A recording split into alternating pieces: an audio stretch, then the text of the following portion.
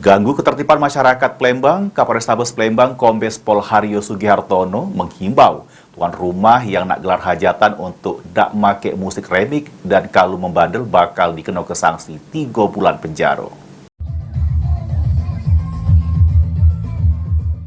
Guna ngebuat kota Palembang tetap jadi kota yang aman dan kondusif, masyarakat kota Palembang yang nak gelar hajatan atau pesta dilarang menggunakan musik remik.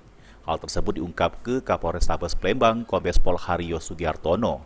Musik remik dilarang karena bisa mengganggu ketentraman dan ketertiban masyarakat, dan kalau masyarakat yang gelar hajatan masih membandel guna ke musik remik, maka bakal dikenakan sanksi kurungan penjara 3 bulan atau denda maksimal 5 juta rupiah.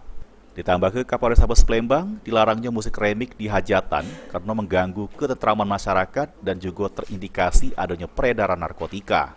Yang notabene sebagai kedok dari pengguna narkoba jenis ekstasi yang salah satu tool atau perangkat untuk menimbulkan rasa energik atas konsumsi narkoba tersebut dengan menggunakan musik salah satunya.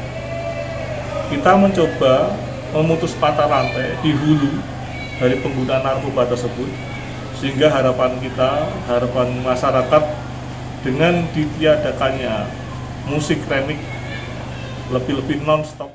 Himbauan larangan musik remik di hajatan ini merujuk pada Peraturan Pemerintah Nomor 60 Tahun 2017 tentang kegiatan keramaian masyarakat. Heru Wahyudi, PAL TV.